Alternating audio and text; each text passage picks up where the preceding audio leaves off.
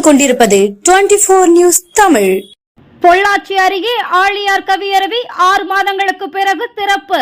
சுற்றுலா பயணிகள் உற்சாக குளியல். ஆனைமலை புலிகள் காப்பகம் பொள்ளாச்சி வனசரகத்தில் ஆழியார் கவியரவி உள்ளது. இந்த கவியரசி சுற்றுலா பயணிகளை மிகவும் கவர்ந்த அருவியாகும். விடுமுறை தினங்களில் தமிழகத்தின் பல்வேறு பகுதிகளில் இருந்து வரும் சுற்றுலா பயணிகள் இந்த அருவியில் உற்சாக குளியல் போடுவது வழக்கம்.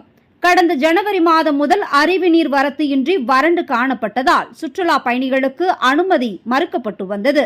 இதனால் இங்கு வரும் சுற்றுலா பயணிகள் ஏமாற்றத்துடன் திரும்பி சென்று வந்தனர்.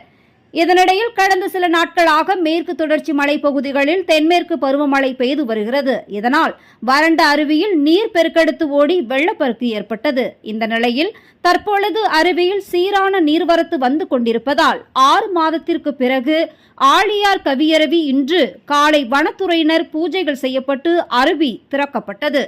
அருவிக்கு வந்த சுற்றுலா பயணிகள் தற்பொழுது ஆனந்த குளியல் போட்டு வருகின்றனர்.